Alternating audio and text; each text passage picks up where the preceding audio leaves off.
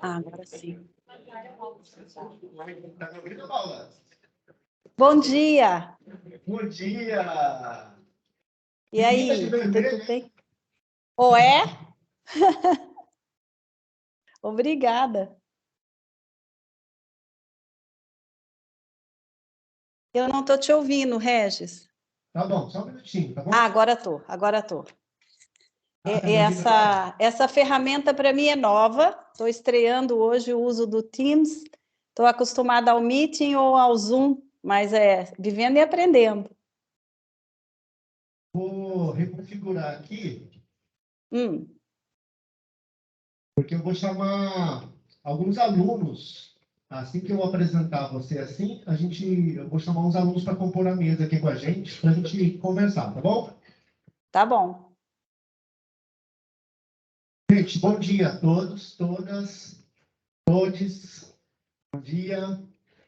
A Paula é uma grande amiga e profissional, que converso com ela sempre. E a gente já convidou para este evento porque, no momento de uma disciplina que eu dou para licenciatura em matemática, no trabalho de práticos como componente curricular, eu estava conversando com a Paula conversando com ela sobre esse trabalho que é feito aqui no Instituto e também conversando com ela, algum outro momento, conversando com ela sobre a pandemia e o que nós, professores, estávamos sentindo, né, com relação à diferença dos alunos, a diferença desse retorno presencial. E dialogando com ela, e aí surgiu na nossa conversa esse tema, por que não a gente investigar na escola, a gente pesquisar sobre esse tema, né? Deixar as pessoas falarem sobre isso, sobre o sentimento delas, né? Com relação à pandemia. E aí, dentro dessa conversa, surgiu então um convite, eu convidei os alunos das práticas pedagógicas, né? PP3, convidei, falei, vamos fazer um trabalho assim, vamos observar os alunos, perceber o sentimento dos alunos. E aí se deu um trabalho super legal, nós fomos em todas as salas, os alunos fizeram um questionário, um pequeno questionário, aí nós tivemos basicamente 300 alunos responderam o nosso questionário, a gente fez um mapeamento desse questionário e aí se deu o nosso trabalho. E concluímos com um painel falando sobre as coisas positivas também, né? Fizemos um painel memorial das pessoas que nós perdemos durante a pandemia e, entre outras coisas, mostramos também nesses painéis o resultado dessa pesquisa, né? E aí hoje, então, eu trouxe pessoalmente aqui, não pessoalmente, remotamente, né? Porque a Paula está lá em Portugal, ela mora em Portugal, para ela conversar com a gente sobre isso, né? Porque ela que trouxe bastante esse assunto. Depois que eu fiz, eu conversei com ela muitas vezes sobre esse assunto. Acho que é interessante a gente trazer para fortalecer esse sentimento, esses acontecimentos pós-pandemias na educação, né? A Paula tem um lápis enorme, assim, eu estava vendo lá, assim, muito grande, Nem né? tanto. E eu vou fazer como a gente faz na Unicamp, eu vou deixar a Paula se apresentar, tá, Paula? Porque daí ela faz o quê? Ela fala aquilo que é importante para esse momento aqui. Tudo bem, Paula? Tudo Pode se bom? apresentar, daí Bom, depois eu chamo os colegas. tá bem. Antes de me apresentar, eu quero agradecer poder participar desse projeto lindo e tão necessário, né? E de ter um professor como o Regis que teve essa sensibilidade, essa escuta para um momento que foi tão difícil para todos no mundo inteiro, mas especialmente no Brasil, devido a todas as circunstâncias sociopolíticas e econômicas, né?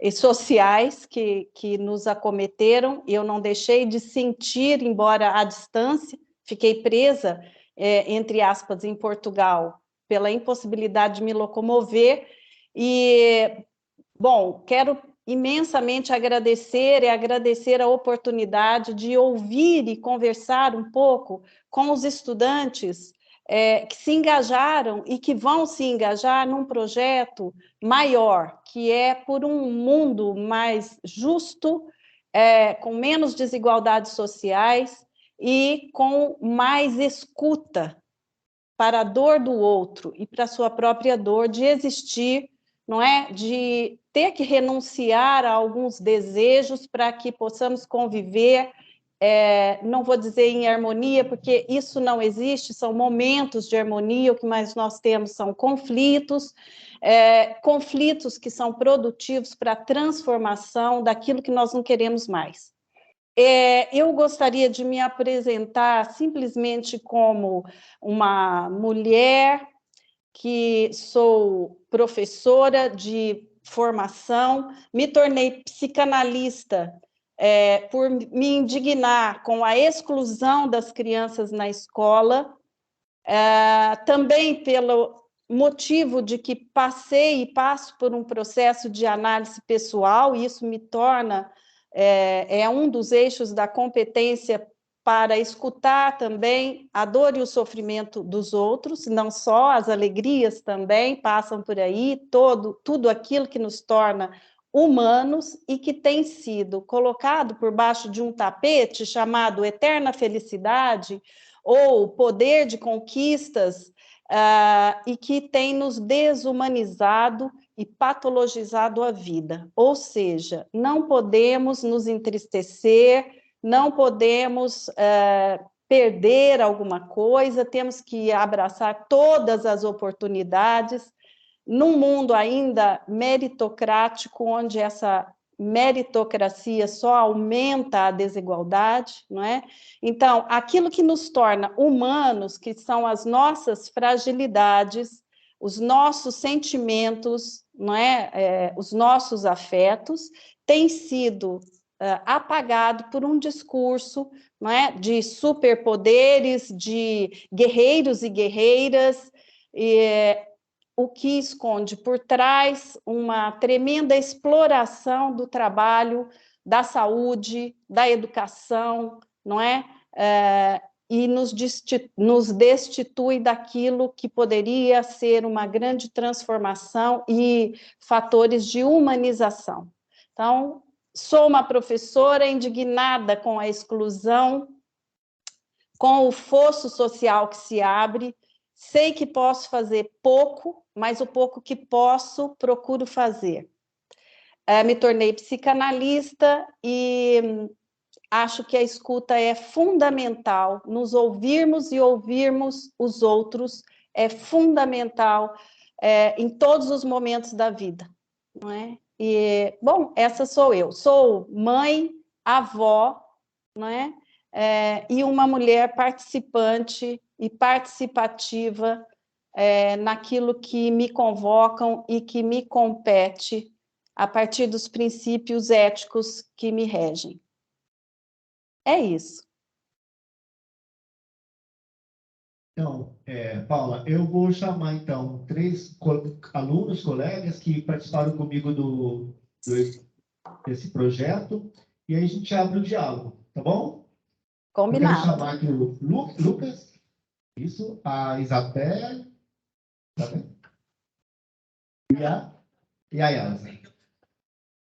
Por favor.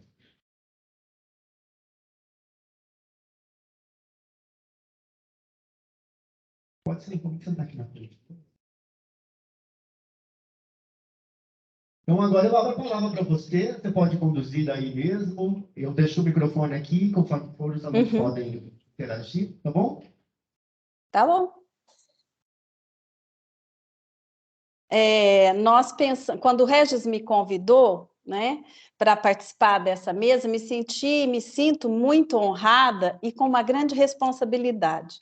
Mas eu não preparei nada, porque penso que esse é um momento de fala e escutas livres, não é? Acho que a experiência dos estudantes que aí estão e que foram talvez eleitos para representar o grupo maior, né? Eu acho que a experiência deles fala muito mais do que a minha própria, que fiquei nos bastidores, orientando um desejo desse professor aí, não é? Muito especial. Então, eu acho que eu gostaria de iniciar ouvindo um pouquinho dos representantes aí dos estudantes sobre o que foi que mais os marcou ou o que os mobilizou a participar e aderir, né, a esse projeto. Eu acho que podíamos começar assim. O que é que vocês acham? Eu sei que eu vou passar a palavra aqui para os alunos. Uma coisa que me marcou bastante por este projeto foi o mural que a gente fez sobre o memorial para as pessoas que nós perdemos, né, na pandemia, do qual a gente colocou um papel quadradinho e depois a gente reconfigurou esse papelzinho, dobrando ele em borboletas, né? Uhum. E a gente tinha já colocado, os alunos tinham passado, já tinham escrito tudo, e aí uma pessoa que trabalha aqui na parte de limpeza, ela estava limpando, daí ela pegou e falou para mim assim, professor, eu posso escrever um nome ali? Eu falei, claro.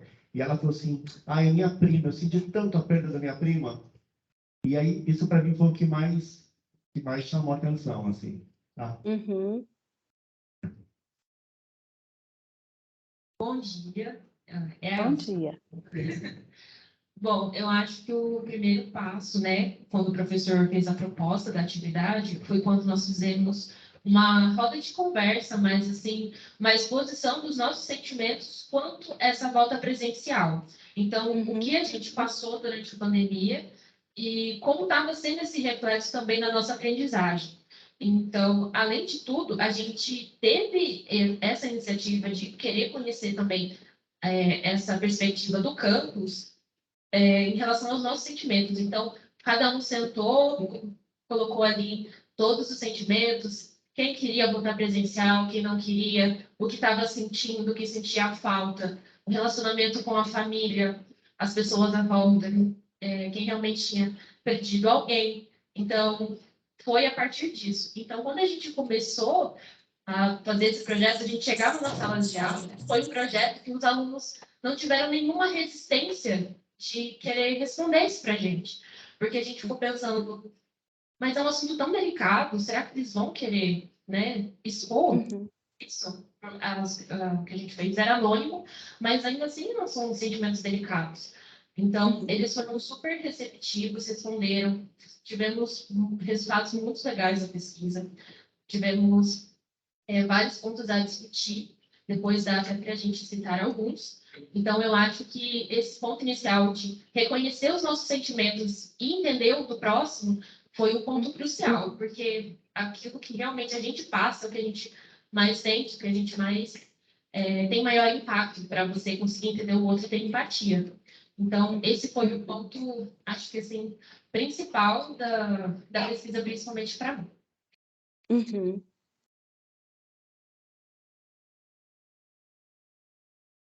Eu vou anotar algumas palavras aqui, porque agora a gente falando, e eu estou assim muito pensando no Paulo Freire, né? Nós vamos fazer assim uma roda de conversa que ele chamou Círculo de Cultura, né?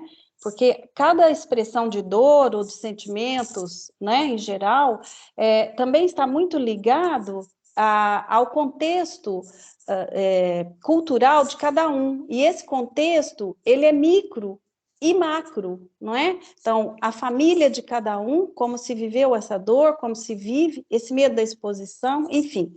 Eu não vou me alongar para não tirar a palavra dos estudantes, que eu acho mais importante de tudo, mas eu vou anotar, então, se eu me abaixar aqui, me distrair um pouco, eu estou ouvindo, mas eu vou anotar para que, ao final, possamos fazer, assim, circular a palavra.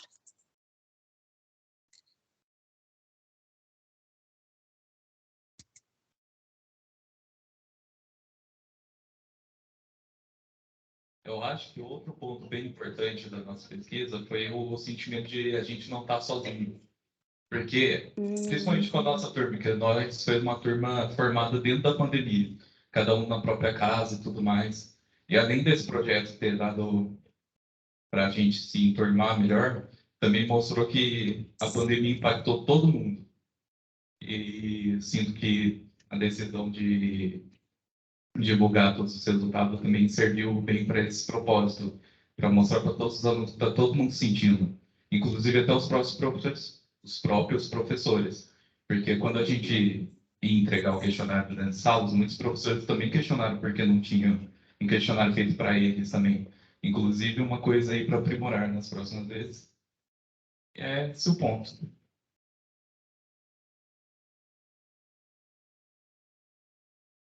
E a Isabela, acho também que uma grande motivação para essa ação que nós fizemos, né, para esse projeto, foi que nós observamos que na volta presencial nós tivemos diversas dificuldades. E acho também que, assim, falando pela nossa turma, que somos do M6, cada um ficava com as suas dificuldades guardadas para si. E a gente não sabia que estava todo mundo passando, assim, não a mesma coisa, cada indivíduo estava com a sua dificuldade, mas, assim, referentes às mesmas origens, né? E a gente estava guardando isso para si, só que aí, quando a gente sentou para conversar, a gente percebeu que era uma coisa que estava todo mundo sentindo, todo mundo passando. Claro que cada um tem uma vertente diferente, mas daí acho que dessas nossas dificuldades que a gente também compartilhava com o professor Regis, que foi uma motivação também para a gente fazer esse projeto. E a gente pôde ver que essas nossas dificuldades, essas coisas que a gente estava passando, não só acadêmico, mas também de relações interpessoais aqui na faculdade, tinha grande parte, era grande consequência, né, dos impactos da pandemia, que a pandemia deixa até hoje, que a pandemia não acabou ainda. E a gente pôde observar que isso foi consequência, né? E aí a gente está trabalhando isso internamente até agora para conseguir restituir, melhorar na parte acadêmica, nas relações. E daí a gente viu que isso também foi uma motivação.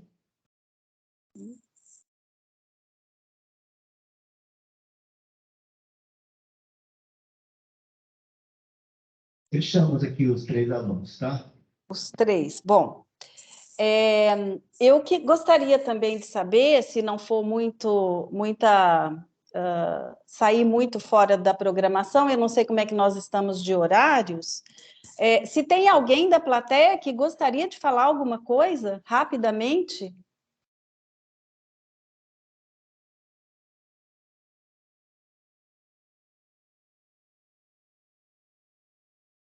Não? Apareceu uma aluna aqui. Ok. Da sua visão como professora, porque nós, como alunos, foi muito difícil. Eu mesma perdi a minha avó bem no final da pandemia, quando eu estava me adequando já a esse ensino, porque o ensino remoto foi muito ruim. Eu fiquei com depressão durante a pandemia, porque eu não saía de casa, eu sempre fui muito ativa, e eu sempre saía. E ficar em casa, com certeza, não era para mim, eu já não estava me dando muito bem com meus parentes, porque a gente estava muito tempo junto, e isso interferiu demais nos meus estudos. Mas para vocês, como professores, tendo os filhos em casa, tendo que resolver seus problemas em casa, também deve ter sido muito estressante. Mas como que vocês faziam para não demonstrar tanto isso nas aulas? Porque até que as aulas eram bem relaxantes durante um tempo. E durante a pandemia eu peguei para fazer cursos fora o ensino médio, que o nosso já é muito puxado. Fora isso, eu tive que fazer cursos para conseguir me distrair e sair daquele momento. Eu queria saber, para você, como professora, o que você fazia para se distrair, para tentar não focar tanto? E como isso foi melhorando? Porque agora no ensino está melhorando. Eu estou conseguindo me organizar bem melhor para fazer atividade. Mas remotamente eu era um caos. Eu consegui passar de ano graças à Júlia, psicóloga da escola. Foi por isso que eu passei de ano. Qual é o seu nome mesmo? Eu sou Agnes. Agnes? Agnes. Ah, ok. Eu acho que essa pergunta é para mim e também para o professor Regis. Se tiver algum outro professor aí que queira falar um pouquinho, mas eu estou assim, Regis, por sua conta em relação ao tempo, tá? Você sabe que eu sou transgressora. Eu vou indo, eu tenho aqui um tempo para recomeçar o meu trabalho, mas não estou olhando no relógio. Então, Agnes, bom, é assim, vamos começar pela última pergunta, né? Como que eu fiz? Bom, para mim foi um tanto quanto desesperador, digamos assim, no primeiro momento, uma vez que os aeroportos se fecharam, eu tinha planos de ir ao Brasil, eu tenho um neto e um filho aí no Brasil, irmãos, amigos, né? E eu fiquei, num primeiro momento, impactada e mesmo muito angustiada. Mas eu pensei que a maneira de sair disso seria abrir mais, né, para atender as pessoas, ouvir as pessoas. Isso foi o que me ocorreu, e então eu fiz uma abertura a isso, né? Uma vez que, estando aqui em Portugal, eu não tenho grupos de alunos fixos, eu sou uma professora convidada. Eu estava no meio de um doutorado que tive que interromper, porque não podia entrar nas escolas para recolher dados, enfim. Então, a minha saída, obviamente, foi chorar. Tive, assim, sorte de não perder ninguém da família por Covid, mas perdi muitos amigos, e mesmo os desconhecidos, me abalaram imenso. Então, eu vou confessar que chorei muito, mas o que me acalmou um pouco e que me deu forças para continuar foi atender as pessoas, e eu atendi do Brasil e do mundo inteiro quem falava português. Eu começava às 9 da manhã e parava às 11 da noite, com intervalos para comer, obviamente, tomar um banho, fazer uma caminhada quando era possível sair à rua, e visitar a minha filha que mora aqui. Isso foi um grande suporte. Mas o que me deu sustentação mesmo foi poder me sentir útil nesse momento, porque eu pensei, e agora? Eu não estou no Brasil, eu não posso proteger, não posso, nem que eu queira proteger os meus entes queridos, porque eu também estou exposta ao vírus, né? E isso eu posso dizer agora, mas no momento o que me ocorreu é assim: estou presa com a morte lá fora a nos rondar, e isso não é pouca coisa. E a saída, então, foi mergulhar no trabalho, mas não era qualquer trabalho, esse de escutar as pessoas. Isso foi que alimentou a minha alma de esperança, no sentido de esperançar, do Paulo Freire. Esperar agindo, né? Fazendo algo que pudesse ser útil, aliviando a dor dos outros, eu conseguia aliviar um pouco a minha. E você, Regis? Eu também surtei, como a minha amiga lá, também fiquei depressivo, comecei a somatizar, então, porque o Instituto Federal, a gente parou o trabalho com os alunos, mas durante algum tempo a gente ficou tendo muita reunião, muitas angústias, muitas coisas que a gente não sabia como resolver, o que ia fazer. Muitos de nós não temos muita habilidade com tecnologia, né? Muitos professores não têm essa habilidade com tecnologia, estão acostumados com quadro ainda, com escrita em quadro, a gente fala com cuspe-giz, né? E isso para a gente foi muito difícil, né? Muito doloroso. E embora eu estivesse num lugar muito agradável, porque eu morava numa chácara, né? Eu tinha piscina na minha chácara, tinha um lugar verde, tinha pássaros, um lugar bonito, afastado da cidade. Mesmo tendo todo esse aparato que eu sabia que muita gente não tinha, para mim foi muito doloroso. Outra coisa que a Agnes falou, para mim também, eu sou muito ativo e muito popular, gosto muito das pessoas, né? Gosto muito de estar com as pessoas, de conversar, de falar. E isso, quando fechou, acho que isso foi o que mais me travou. Inclusive, eu somatizei um problema na minha garganta e E o que eu fiz, então? Eu fui procurar terapia, né? Fui procurar terapia, fui procurar ser ouvido e foi a partir disso que eu fui me reinventando durante esse tempo de pandemia, né? Fui buscando meus desejos e aquilo que eu podia fazer. Então, eu tentei ser youtuber e foi em vão, não consegui fazer muito. Mas gastei uns 3 meses tentando ser youtuber. Então, assim, fui tentando me reinventar enquanto a gente vivia todo esse caos. Mas o medo da morte era muito forte, também o sentimento, né, de eu não poder cuidar, proteger os meus entes queridos, né? Graças a Deus, a gente está no momento tecnológico que a gente consegue ver por câmera, fazer videochamadas, mas assim, mesmo assim, eu ficava toda hora, gente, se cuidem, gente, cuidado isso, gente, faça isso. Mas eu não podia ir lá e segurar, não podia ir lá e proteger. Né? Então, assim, foi doloroso bastante. Não saber como lidar também, como transformar, né, nossa prática educacional em forma remota, né? Foi um caos, realmente, um sentimento de angústia, de medo, de tristeza. Tem algum professor presente que queira falar da sua experiência? Tem, está chegando aqui. Bom dia, meu nome é Kellen, sou professora das licenciaturas da pós-graduação. Acho que minha experiência não foi diferente dos demais. Eu fiquei muito abalada, eu perdi um primo logo nos primeiros 3 meses, e aí nesses 3 meses, né, quando ele morreu, eu fiquei apavorada, porque minha irmã estava com tratamento de câncer, ela tinha comorbidades, tem uma filha pequena que minha mãe precisava tomar conta e meu cunhado precisava voltar a trabalhar. E aí, se ele pegasse Covid, todo mundo ia pegar e, para mim, todo mundo ia morrer, porque todo mundo tinha comorbidade. Então, eu fiquei mal pra caramba. Acho que isso foi o que mais me... Porque eu fiquei trancada dentro de casa, eu, meu marido e minha filha. Então, a gente estava se cuidando. Mas como meu cunhado precisava trabalhar, não tinha como, né? E minha mãe cuidando da minha sobrinha, porque minha irmã não estava dando conta. E aí, na minha cabeça, já estava morrendo na família inteira.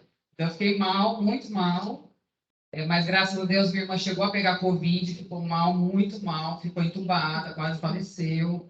Mas aí, no momento que já os hospitais já não estavam tão cheios, já deu para dar um atendimento. E, graças a Deus, deu tudo certo. Mas foi difícil. Também entrei em crise, tive que tomar remédio, não foi fácil. E aí, quando ela fala como a gente conseguia, nas aulas até demonstrar que estava tudo bem, para mim, dar aula era muito bom, porque estar com os alunos é muito bom, esquecer um pouco do que está acontecendo lá fora, então é um momento, eu acho que foi importante. Eu quero reforçar essa questão, embora eu não tenha atualmente uma sala, né, de aula fixa, né, eu sou professora convidada e etc., a relação com o outro, embora virtual, não é virtual, online, né, porque agora nós não estamos na virtualidade, nós estamos interagindo, só não estamos sentindo o nosso cheiro e nem podendo tocar as nossas mãos, os nossos corpos, né? Mas nós estamos ao vivo, online, então uma coisa também que para mim se transformou foi essa palavra virtual. Não somos, nesse momento, virtuais. E as interações, tanto quando as aulas retomaram, né, que eu era convidada, era muito gratificante, isso alimentou demais a minha alma também, espantou por algum momento, né, o medo, esse medo horrível, até de perder alguém e não poder nem estar próximo para consolar, né? E a interação com as pessoas que eu atendia, né?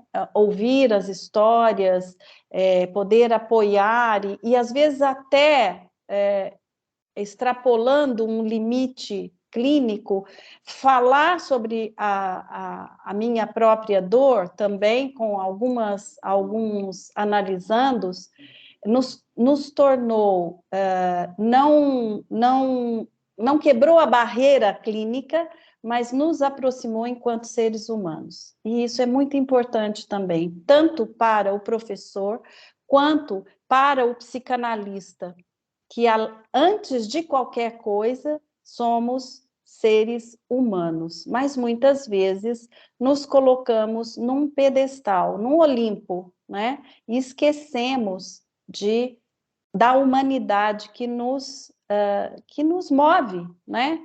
E que nos interliga. Então, as fraquezas, o não saber tudo, o não responder a tudo, eu acho que esse momento da pandemia nos trouxe também esse sair de um lugar ali para ter que olhar de outra maneira para nós mesmos, né? E não inventar um novo normal, porque não houve uma parada da vida, houve vida enquanto houve pandemia, mas houve uma modificação na maneira de nos relacionarmos. E aí, tem mais alguém, algum professor que queira falar? Tem uma professora que fala. Bom dia, eu sou a professora Priscile, dou Bom aula aqui no dia. Instituto de... Eu não estou te vendo, Cristine. Tem como? Vai ter que ir mais para lá. Ah, chega lá na frente um pouquinho. Ah, agora sim. Agora já te vejo. Eu sou a professora Priscile, dou aula de arte aqui no Instituto, no ensino médio, como componente básico, e também sou pesquisadora mestra da Unicamp, no Grupo Laborate. A minha experiência durante a pandemia, ela foi um pouco diferente da maioria das experiências, porque os professores aqui, acredito eu, que davam todos aula na educação pública, aqui no próprio Instituto ou em outros locais. Durante a maior parte da pandemia, eu dava aula em 2 colégios particulares de São Paulo. Eu não sou de São José, eu sou de São Paulo, capital. E um pouco antes de surgir a pandemia, as 2 escolas em que eu estava passavam por reformulações e nós tivemos formações sobre o Teams, da Microsoft, o uso de um aplicativo também de envio de tarefas e de envio de atividades. E eu achei uma boa coincidência, porque aí, infelizmente, logo depois, a gente já iniciou o ano letivo com o problema da pandemia. Para mim, quando eu comecei a ver as notícias nos jornais falando do Covid na China, aquilo já me acendeu um alerta. Meu marido fala que a primeira pessoa que estava com álcool gel que ele viu era eu. Eu já comecei a comprar, já comecei a me organizar em algumas coisas. A minha família, a maior parte, é da área da saúde. Então, eu sei o que são algumas pandemias menores, que às vezes a gente não ouve tanto falar. E aí aquilo me acendeu um alerta, eu comecei a insistir com uma coordenação, falando, olha, a gente precisa olhar para isso com um pouco mais de cuidado. E lá em São Paulo, quando aconteceu o fechamento das escolas, a gente começou, né, a se organizar, o então prefeito fez um comunicado dizendo que dali a tantos dias as escolas de fato teriam que todas fechar. E a gente já começou a mandar os alunos para casa. A gente literalmente teve que ligar para muitos pais, viu uma certa resistência muito grande, e chegamos, inclusive, a não... quando a criança chegasse no portão da escola, ela teve que encontrar o portão fechado, não ter nenhum funcionário, porque enquanto teve um funcionário na porta, ainda assim mandavam as crianças para a escola. Uhum. Durante esse ensino, então, uma semana a gente fechou, e na semana seguinte, literalmente, eu liguei o meu computador e já comecei a dar aula, a continuar dando aula na educação básica, o que para a grande maioria dos alunos, eu sei que não aconteceu assim. Uhum. Né? Depois nós lemos, observamos a dificuldade que o professor Regis comentou, e que você também comentou, dessa adaptação de tecnologia, e várias escolas, principalmente a rede pública, não tinham esse acesso e nem esse aporte financeiro para esse sistema, digamos assim, para sistemas, né? E isso foi acontecendo muito na caminhada da pandemia. Então, numa semana, eu desde sempre, sou muito contra, na educação básica, se ter qualquer tipo de ensino à distância, seja com aula síncrona, seja com... E quando a gente foi para o contexto da pandemia, a gente tinha que garantir, nós ali, professores, eu pelo menos me coloquei nesse lugar, de eu tenho que garantir pelo menos esse mínimo para os meus alunos. Eu chorei muito, eu voltei a fazer terapia. Logo quando começou, eu já procurei, né? Tinha convênio médico, então fui procurar alguém que poderia fazer esse tratamento comigo remotamente. E não teve, durante todas as minhas aulas remotas, que eu estava em casa, um dia que eu não começasse ou não terminasse a minha aula, ou no meio da minha aula que eu não chorasse. Eu chorava muitas vezes junto com os meus alunos. Aconteceram algumas vezes situação de eu abrir a aula e normalmente, mesmo quem está aqui presencialmente ou quando eu estava de casa, eu começo a minha aula conversando, perguntando como estão precisando de alguma coisa e dando a possibilidade dos meus alunos muitas vezes conversarem comigo. E assim, em algumas ocasiões, a que mais me marcou, que eu queria destacar aqui, é que teve um dia que um aluno meu, que sempre era o primeiro da turma, ele era aluno de 9º ano, aqui então a gente está falando de um aluno de 15 anos, e ele chegou para... Eu perguntei, tudo bem, né, do dia a dia, e foi a primeira vez que ele me respondeu não. E eu falei, o que aconteceu? Ele, professora, o meu avô e o meu pai morreram, a minha mãe está hospitalizada, entubada, eu estou com a minha irmã pequena com Covid em casa, e era semana de pagar contas. Então, ele que nunca tinha cozinhado um ovo, estava se virando para lavar roupa, para acalmar a irmã, para cuidar das contas da casa, e ele não tinha, muitas vezes, a menor ideia de que isso tudo existia, porque ele não acompanhava absolutamente nada da rotina da casa. Então, foi um momento que eu parei, sentei com ele, e aí, naquele momento, a gente conversou. E aí, os colegas foram chegando, e eu pedi para eles um instante, a gente foi para um outro ambiente virtual de uma outra sala, e eu sentei e conversei com ele, literalmente. Olha, eu estou aqui, o que você precisar. A gente tinha na escola uma assessoria de psicologia também, que a gente poderia acionar, né? E foi feito esse acionamento por conta desses, mas eu estou falando disso porque realmente me marcou muito, um menino de 15 anos, né? De repente se vê com todas as responsabilidades de uma casa e, além das responsabilidades de conta, de estrutura, de comprar comida, de fazer comida, também desfazer das necessidades dele num primeiro momento. Porque ele falava isso muito duro, ele não chorava, ele pouco se expressava. Eu tive também dificuldades como professora de arte. Normalmente, no segundo semestre, eu trabalho com conteúdos ligados a corpo. Então, como trabalhar o tridimensional que o corpo exige no ambiente virtual. Foi interessante também porque tiveram algumas coisas que eu desejava fazer com coisas que os alunos tinham em casa e eu não tinha, às vezes, esse acesso. E como eles estavam em casa, eles pegavam.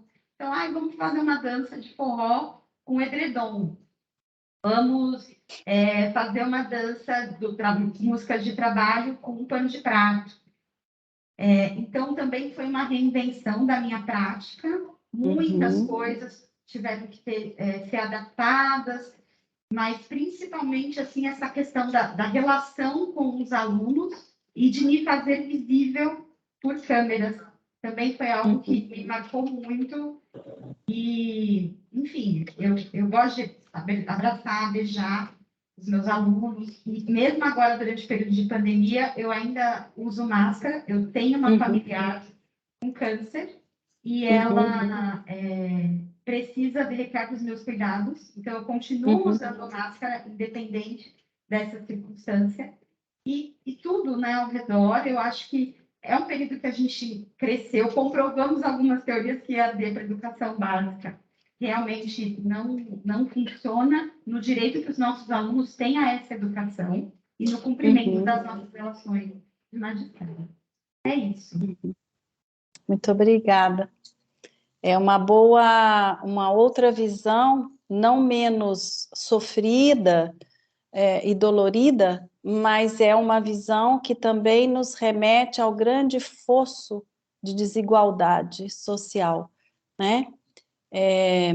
A dor não diminui, né? A dor da perda, do desespero desse adolescente, mas nós podemos perceber, assim, que as escolas públicas, em geral, não tiveram o recurso, nem anteriormente, nem durante, né?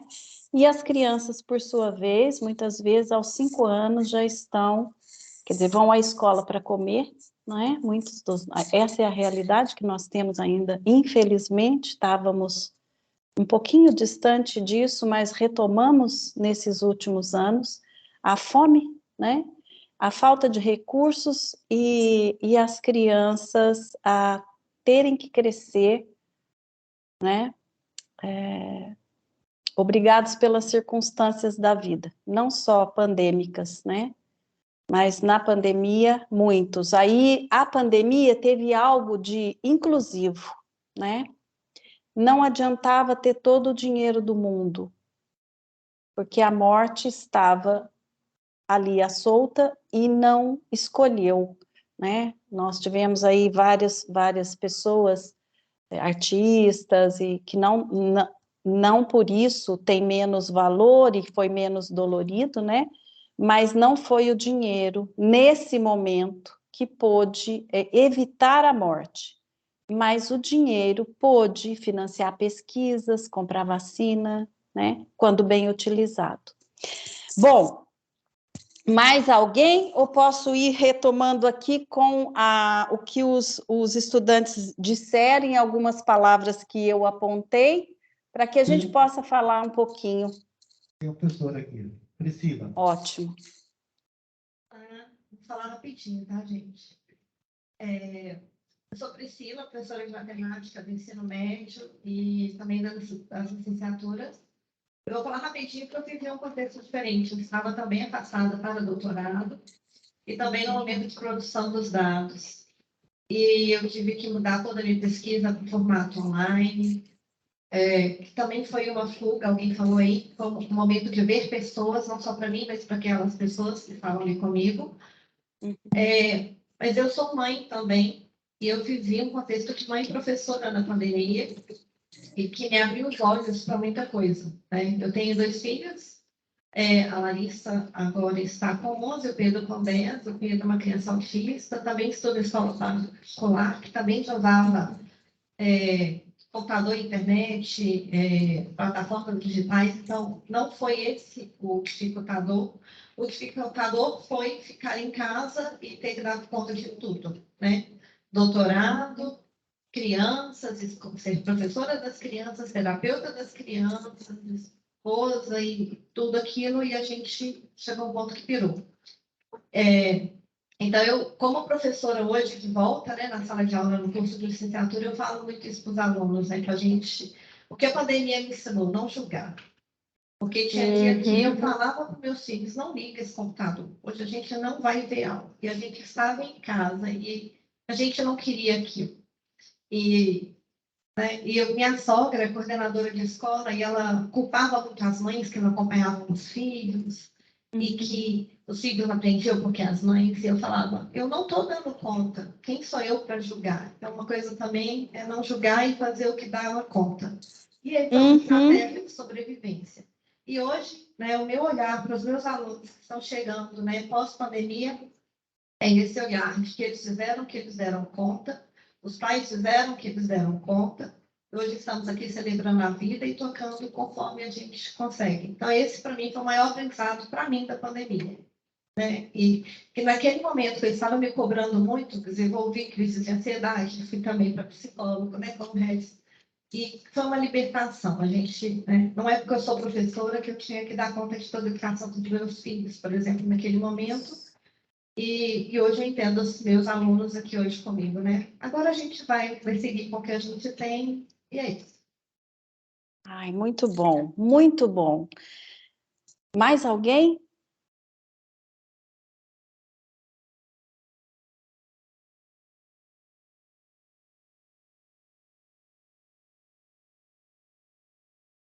uma aluna aqui. Enquanto o Regis chega, eu vou só dar o destaque para essa questão de suspender o juízo de valor. Isso foi fundamental e é fundamental que não nos esqueçamos disso, né? Suspender o juízo de valor é fundamental para que a gente tenha uma escuta para a dor do outro. Caso contrário, nós só estamos esperando a chance do outro parar de falar para colocarmos a nossa fala, com a nossa justificativa, com o nosso olhar burguês, classe média, né? Porque é disso que se trata, a maioria de nós, né? Então, suspender o juízo de valor foi uma grande lição, né? Olá, meu nome é Júlia, eu sou de Automação 2. Eu tenho 17 anos e na minha igreja eu trabalho com... Trabalho não, é um modo de dizer. Eu ajudo a cuidar de crianças e a gente ensina o estudo bíblico para elas. Só que eu percebo um grande atraso. Crianças de 9 até 10 anos, 8, 9 anos, que não sabem ler. Então, eu acho que isso também foi uma consequência da pandemia. E eu queria saber o seu olhar sobre isso. Como que o Brasil vai recuperar, talvez, isso? Porque é um atraso, né, na alfabetização. Um atraso na educação, eu acredito. Sim, com certeza. Uma questão bastante grave e séria, né? A minha primeira inserção, digamos assim, conscientemente na educação, porque eu comecei a dar aula com 17 anos, mas foi... Aí você tem 17 anos, né? A gente tem um olhar, como eu estou percebendo aí a sua preocupação, mas é algo diferente, talvez, não é melhor e nem pior, né? São saberes diferentes. Então, aos 38 anos, quando eu decidi voltar para a faculdade fazer pedagogia, o que me inquietou foi justamente num trabalho voluntário, numa instituição em Minas Gerais, onde eu vivia, eu percebi as crianças, olha só, lá em 1998, as crianças, independentemente de pandemia, que não liam e não escreviam. Naquela época eu tinha filhos com 11 anos e 14 anos.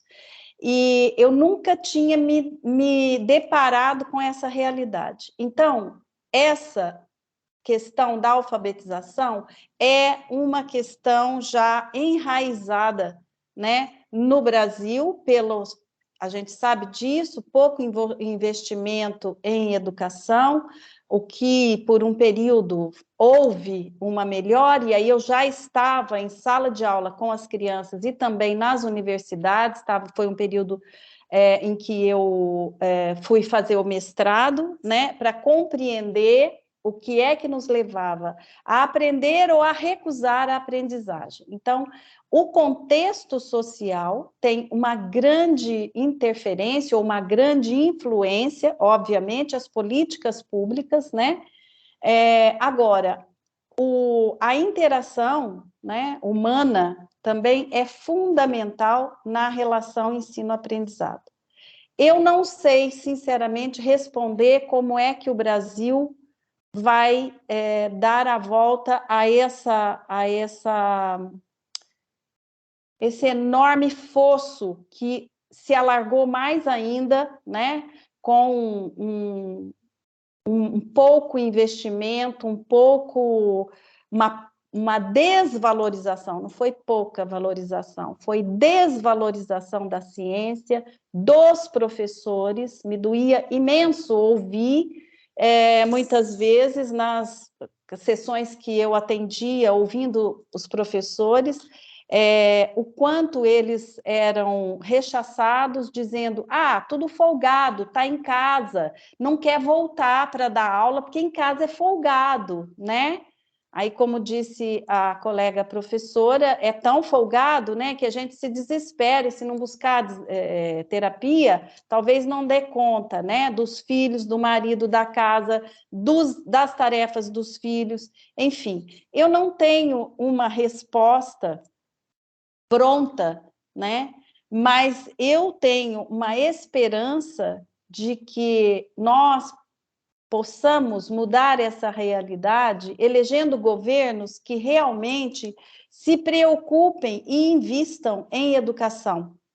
Os problemas de aprendizado vão sempre existir, porque somos únicos, somos singulares, mas o contexto social está mais do que provado que aumenta a violência, aumenta a exclusão, né? Ou pode diminuir, né?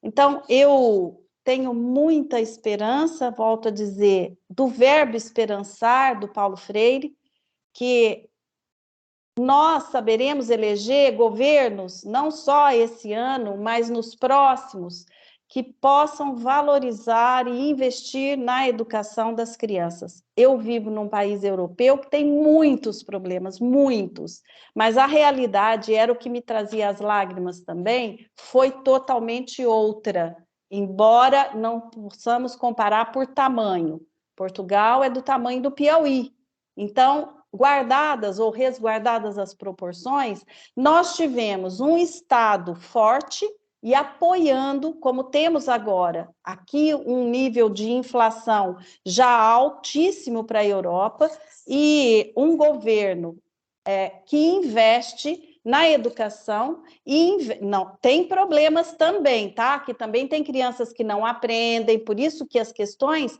são individuais, subjetivas, mas não só.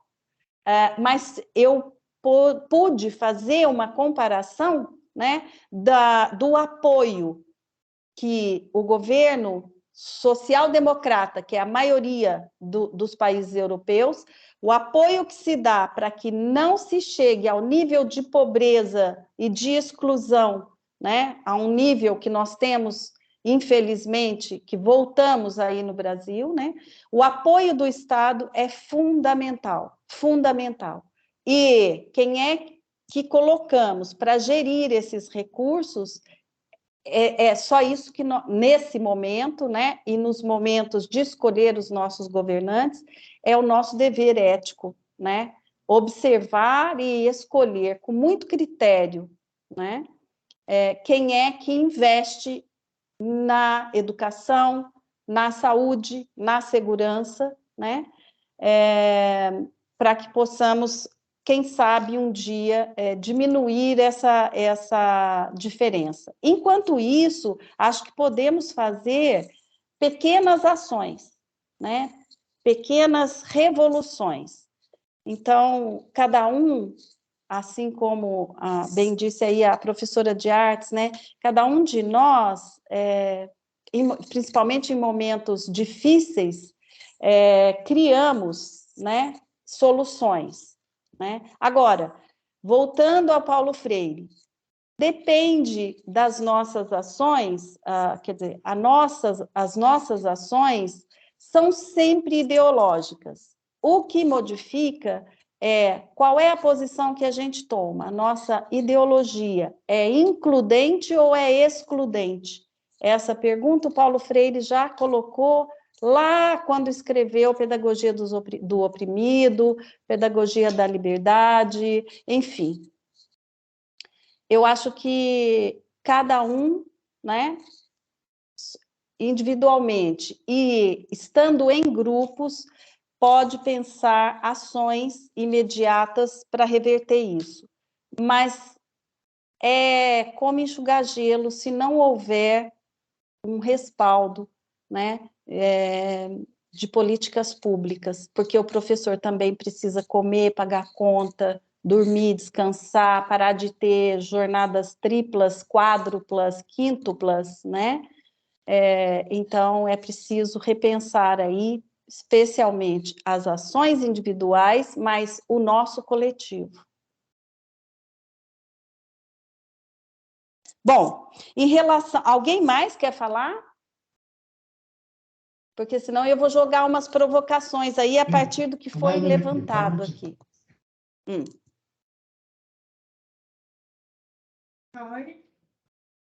Eu comecei a estudar aqui no Instituto, né? Era o meu primeiro Eu não estou semestre. te vendo. Se eu estivesse aí, eu ia até você. Ah, muito obrigada. Agora sim. Eu entrei no instituto no primeiro semestre presencial, né? E a partir do segundo semestre ocorreu essa pandemia. E por causa dessa pandemia, a gente teve que ter aula remota. E foi um ano de aula remota e a minha experiência não foi muito boa. Né? A gente só teve que ficar em casa porque a gente não podia vir para a escola por causa da pandemia. E eu perdi meu avô morreu de Covid. Acho que ano passado. Não sei se foi devido à pandemia, mas acho que foi. E eu sei que a gente ficou um ano e meio, só não tinha aula no instituto, tá? Ninguém estava vindo para aula e a gente teve essa experiência. E foi muito ruim, assim, né? Ficar em casa, não poder ir para a escola, não poder sair para lugar nenhum. E eu queria saber também como foi para você,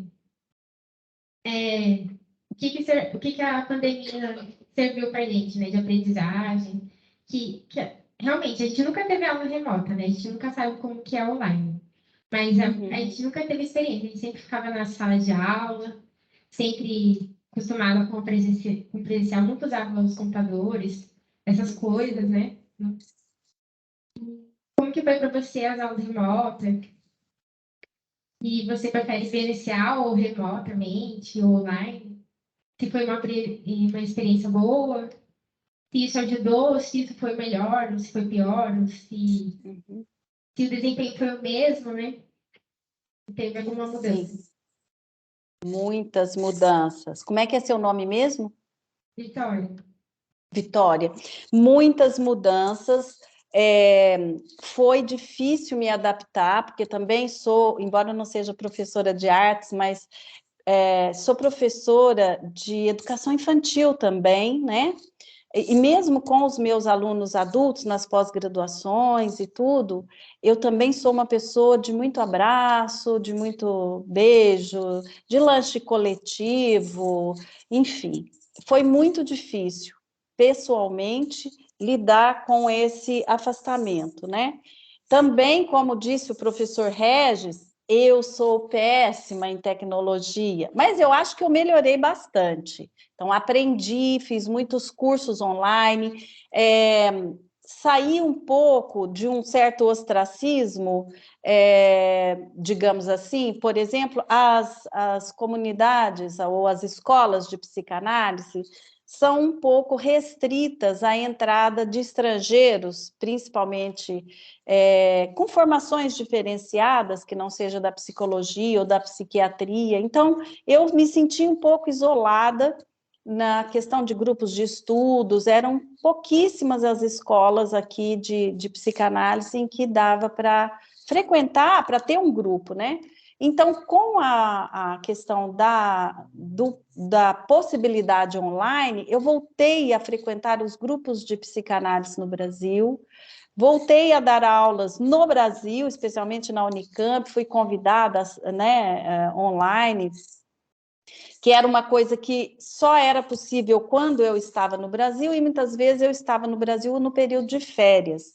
Então, eu pude reencontrar com os colegas da Unicamp, reencontrar ex-alunos que agora também já estavam exercendo a profissão de professores, né?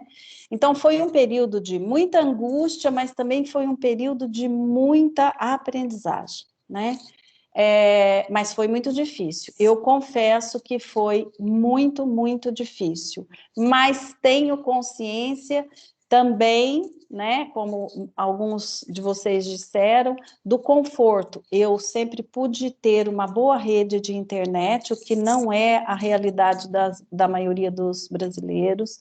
Eu sempre tive um celular razoável, né? Não posso dizer assim que é o top dos tops, até porque eu não sei nem mexer nos tops, eu tenho um básico, então eu sempre pude ter isso, né? Sou uma pessoa privilegiada, trabalho muito para pagar minhas contas, para sobreviver e para viver, mas estou na camada privilegiada, tenho uma casa que eu consigo manter, né, para morar, tenho cobertores quentinhos para o inverno rigoroso europeu. Então, foi difícil, e foi mais difícil imaginar que tinham pessoas que muitas vezes falavam comigo de redes emprestadas em horários inusitados. Eu cheguei a atender pessoas, às vezes, de madrugada aqui, porque aí no Brasil ainda era dia, ou estava amanhecendo o dia, e me doía demais, demais da conta, saber que isso não era um privilégio de todos, né? Minimamente. Então, foi isso. Um período muito sofrido, mas também muito criativo, e também nos estudos, né, isso foi clareando, né, a pulsão de morte nos acompanhou abertamente, a céu aberto, escancaradamente, nesses 2 anos, né? Ainda continua, uma vez que nós temos ainda pelo mundo e no Brasil também, circulando um discurso de ódio, um discurso armamentista, um discurso de destruição da diferença, né? de aporofobia, como diz lá o padre Júlio Lancelotti, que eu acompanho todo o trabalho que ele desenvolve, né? Independentemente da crença, independentemente da fé, ele faz esse trabalho que é bastante importante de acolhimento ao próximo, suspendendo o juízo de valor, né? E trazendo aquilo que a gente chama de empatia. Eu vou pegar o gancho aí na sua pergunta, Júlia, e de todos os colegas, e se alguém quiser me interromper, pode interromper, mas só para não ficar assim, muito sem destaque, a questão da empatia, a suspender o juízo de valor é essencial para que nós possamos ouvir o outro.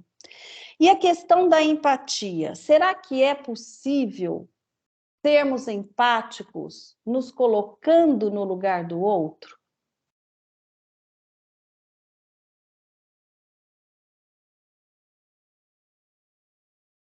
Talvez pudesse fazer uma roda aí, sem justificar muito, porque eu sei que o tempo já está se esgotando, mas sim ou não, é possível construir laços empáticos, ou ser empático, ou ter empatia, se colocando no lugar do outro? Sim ou não?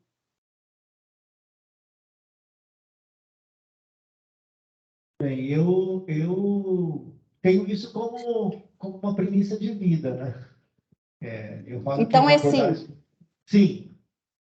Se colocando no lugar do outro. Acredito que é possível, mas a gente tem que ser empático com as pessoas que a gente gosta. Tem o que eu não ouvi? Tá. Acredito que sim, mas a gente tem que ser empático com as pessoas que a gente conhece e gosta. A gente não tende a ser empático com as pessoas que a gente, às vezes, não tem contato. Então, acredito que sim, mas tem esse impasse. Uhum. Eu concordo com ela. A gente exerce mais a nossa empatia com os nossos iguais, né? O difícil é exercer empatia com a diferença.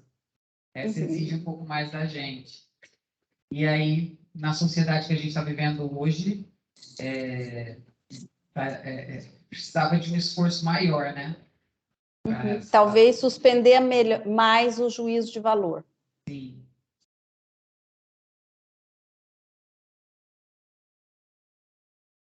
Mais alguém? Sim ou não? É possível se colocar no lugar do outro? Bom dia, meu nome é Henrique, sou aluno de licenciatura em matemática. Eu acredito que sim, é possível, e acho que passa muito pelo que você falou no início, né, com essa sociedade meritocrática e com a positividade tóxica e tudo mais que você comentou, acredito que a pandemia, um ponto positivo assim, da pandemia mesmo, com toda a tragédia, observando tudo isso, eu, pelo menos, percebo que o senso de coletividade aumentou, né? Não em todas as pessoas, porque né, sabemos o contexto político atual, mas que esse entendimento do sofrimento e a gente entender que a gente não pode fazer tudo, mas a gente faz o que a gente pode, faz a gente ter muito mais empatia pelo outro. Mais uma dúvida. Mais alguém?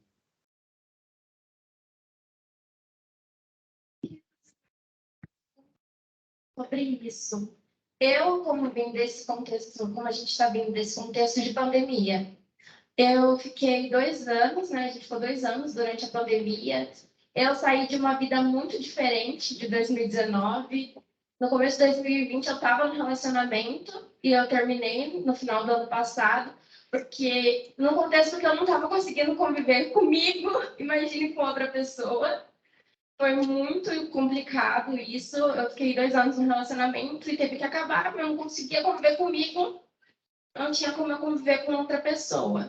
Nisso, agora a gente está nesse começo de ano, a gente voltou mais para março mesmo, e a gente está estudando. E eu estudo com 40 pessoas aqui, e eu tenho dor de cabeça muito forte, e sinceramente, eles gritam que é uma beleza. Nesse contexto de empatia, a gente tenta, tipo, se colocar um pouco no lugar do outro, e que é realmente difícil, como ela disse mesmo, a gente se coloca no lugar das pessoas que a gente gosta.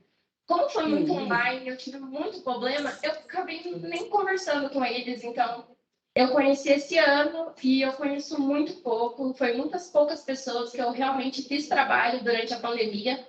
Eu vejo que é um pouco da minha parte de não me esforçar muito para ficar perto deles, porque eu fiquei muito tempo sozinha e eu acabei me acostumando muito com isso.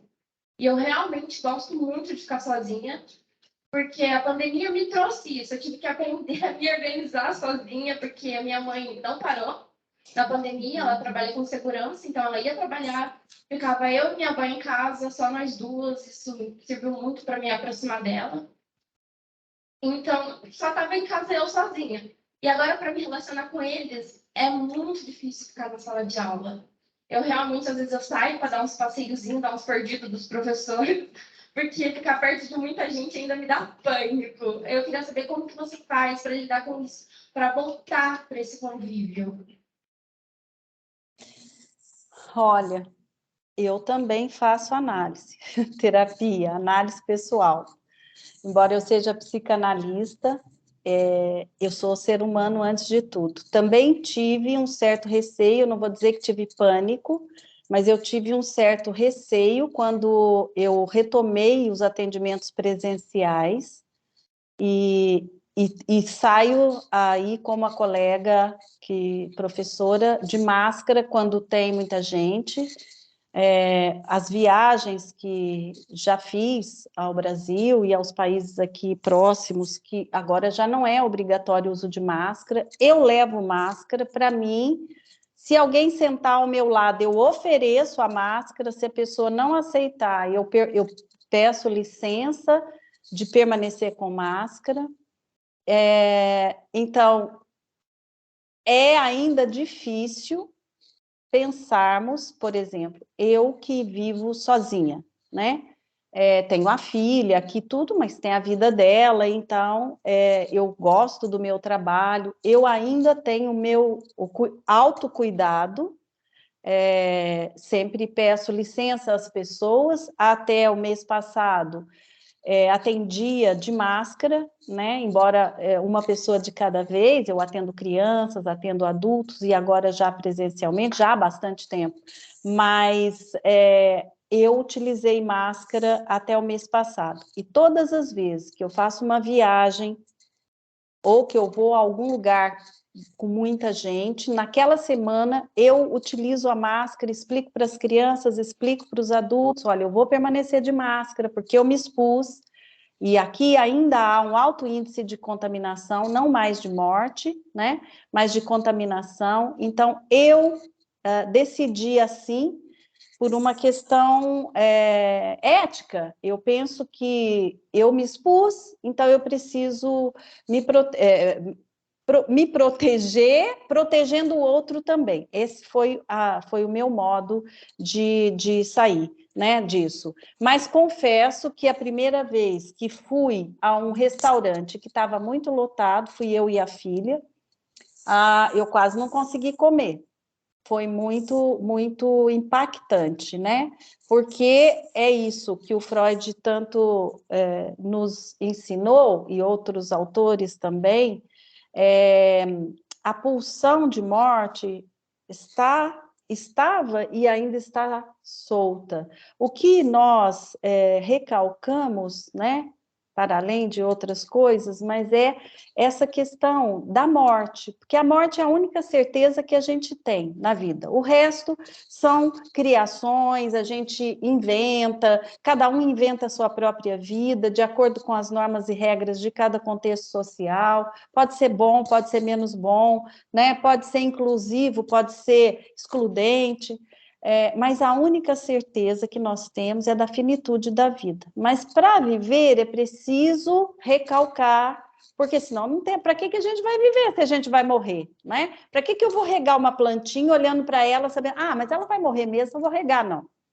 Então a gente recalca, mas com esse contexto, né, de um vírus que as pessoas pegavam e não era só a comorbidade que definia a gravidade ou não da doença, porque houve pessoas saudáveis, atletas, jovens, e que morreram. Então, foi um fator sorte, ou alguma coisa que a ciência ainda vai descobrir, mas ainda não descobriu, né? Por que uns ficam tão graves e outros não?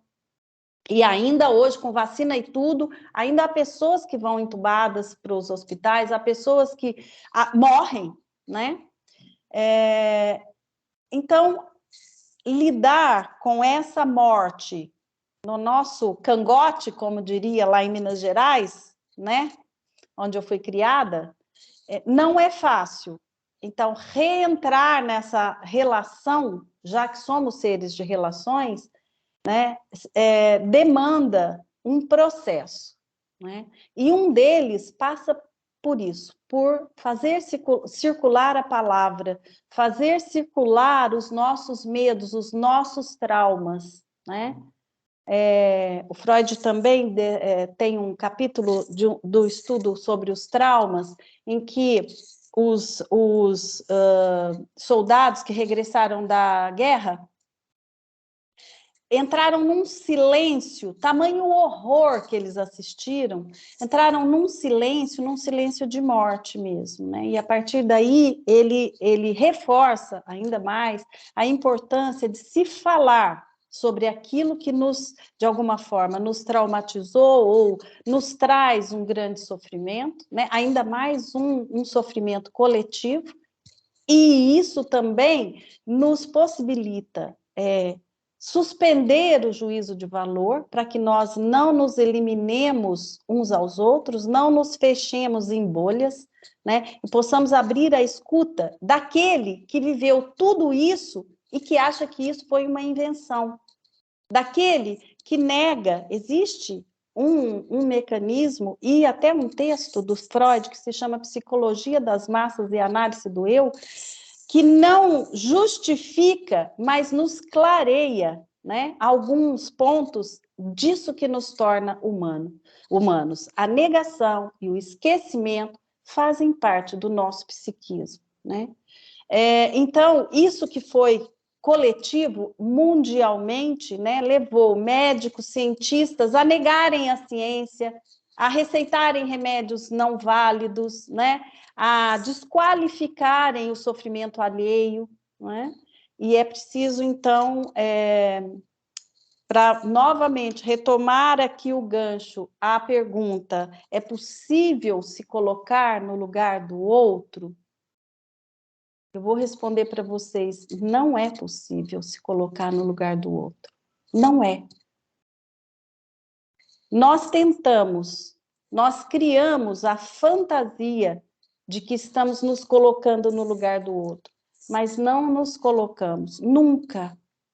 Cada dor, cada sofrimento pode ser o mesmo vírus, mas cada um sofre de um jeito e outros negam.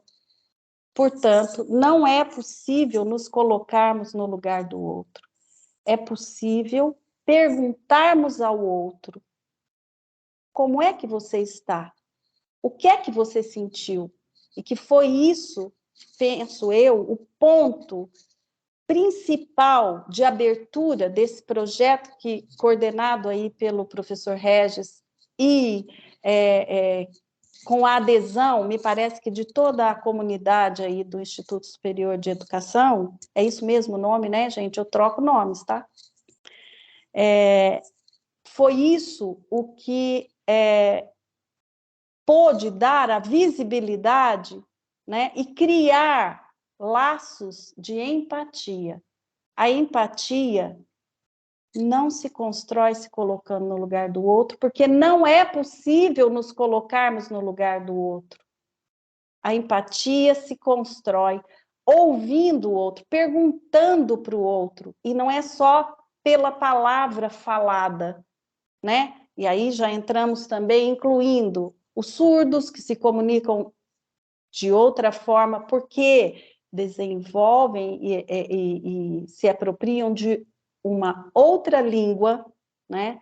Aí nós também colocamos não só as pessoas que têm uma outra língua, né? Mas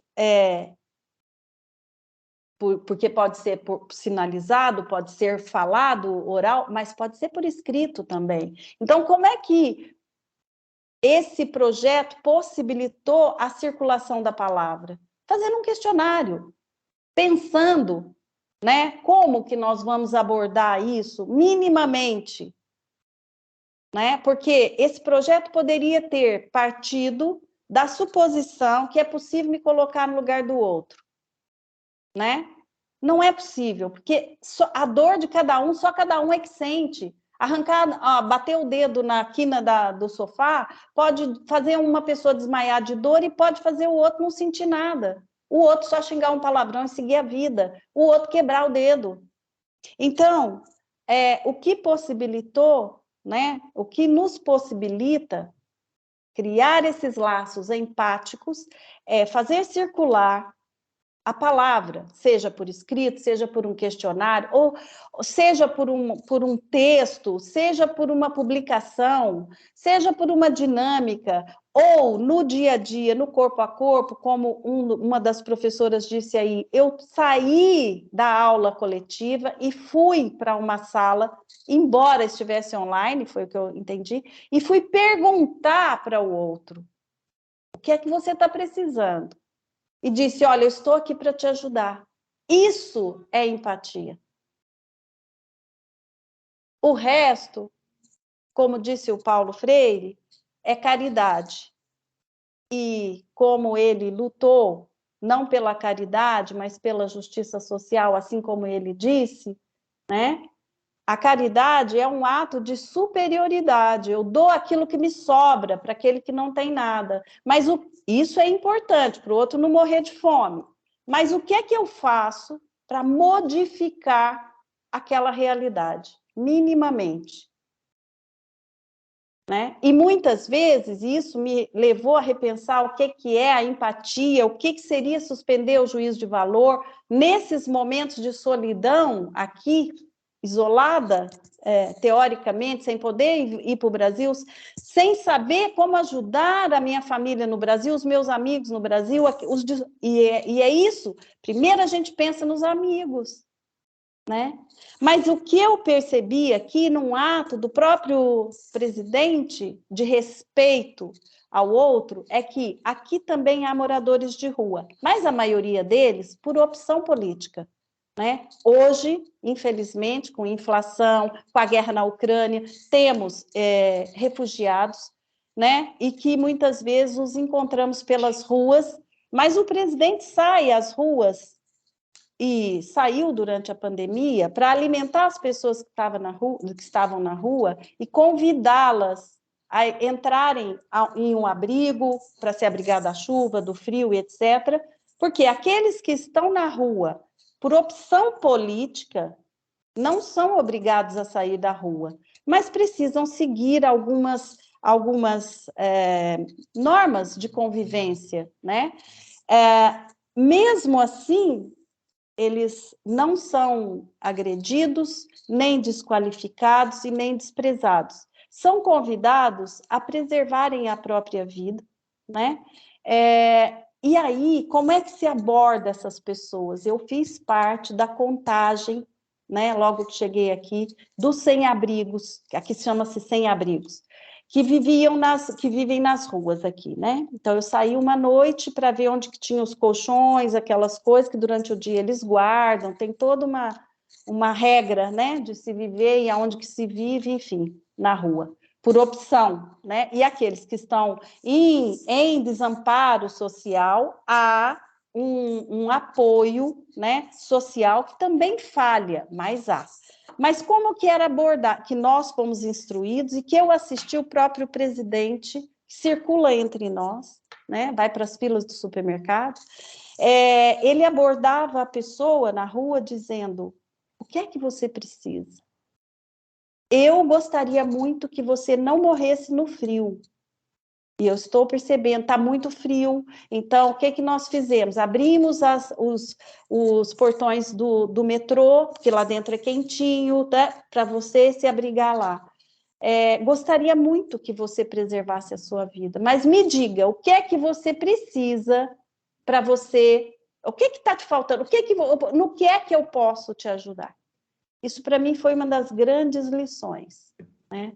O que é que eu posso fazer por você? Essa é a pergunta. Antes de nos colocarmos, porque é impossível nos colocarmos no lugar do outro. É uma fantasia, é boa, porque no primeiro momento é boa no sentido social. Eu falo, puxa, o que será que estão passando aquelas pessoas que estão na rua?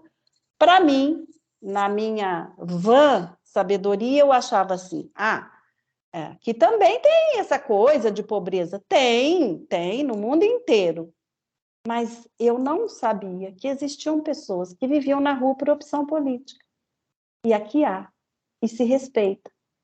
Mas também vai em busca de recursos para a saúde mental, porque muitos deles estão com questões, por exemplo, de depressão, por falta de estabelecimento de vínculo familiar, ou sem nenhum vínculo familiar, com lutos que não foram trabalhados. Então, busca-se auxiliá-los a partir do serviço social e etc. Mas, primeiro, pergunta-se, como é que eu posso te ajudar?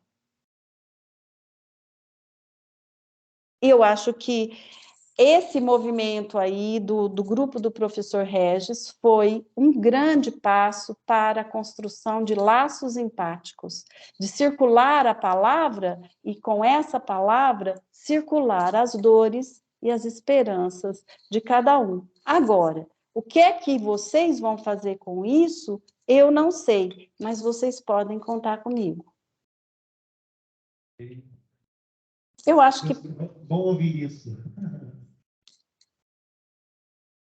Eu acho que é isso. Não sei se deixei alguma coisa, espero ter deixado, porque outra coisa que eu aprendi, né, com a psicanálise, dialogando com a educação, é que não é possível suprir a falta que o outro sente, né? A falta é muito produtiva, o professor não sabe tudo, e é sempre preciso deixar algo faltando ali para que a gente possa se mover, pensar em outros projetos, pensar em outras conferências, pensar em outros diálogos internacionais, né? Não só comigo, mas com outros profissionais que estão aí pelo mundo, que falam a língua portuguesa, ou até que possam falar em outras línguas e serem traduzidos, né?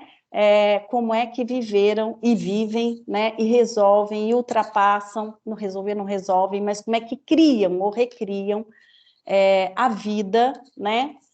Que não parou, a vida continuou, e perdemos muitas vidas, né? Portanto, não há uma nova vida nem um novo normal. Há uma vida que foi vivida e que não está sendo falada. Mas aqui está sendo falado. E já não falo mais nada. Muito obrigada.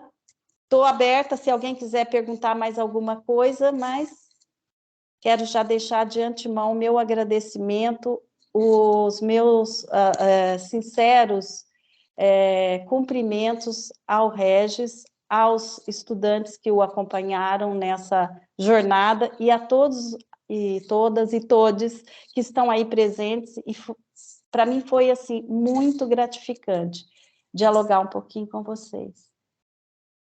Paula, eu vou aproveitar que você deixou essa questão em aberto para a gente continuar, né? E eu não vou abrir aqui para fala de outras pessoas, tá bom? Nosso tempo que deu, né? Eu quero terminar direitinho aqui no horário. E sim, aproveitando dessa deixa sua de ficar essa reticências aí de reflexão e de abertura, né? Então, no próximo semestre eu terei de novo a disciplina da qual a gente fez esse trabalho e fica aí um convite, né, para os meus próximos alunos, para a gente, de repente, ouvir os professores, né? Fazer um trabalho desse, ouvindo os professores ou outro tipo de projeto nesse sentido, né? De escuta, né? Abrir para a comunidade, no entorno do Instituto, no bairro, os gestores. Sim, verdade. Quero agradecer, né, a sua participação aqui nesse evento da gente. Nossa, tem palavras, né? Agradecer. E em nome da nossa equipe, da nossa organização, tá? Imensamente agradecer a sua presença, a sua contribuição, sua fala. E é isso, tá bom? Um beijo grande para vocês. Olha, o aplauso é para vocês, para esse projeto maravilhoso e para a construção, então, de laços realmente empáticos a partir da escuta do outro, né? Como é que a gente pode se disponibilizar para ouvir o outro, suspendendo o juízo de valor? Fica aí essa provocação. E o verbo esperançar. Isso. Beijão, viu? Boa semana. Um beijo, boa semana para vocês. Adorei conhecer vocês, mesmo que assim ao longe. Espero que um dia a gente possa se conhecer presencialmente. Nós também. Tudo de bom. Tchau, tchau. É isso, pessoal. Obrigado.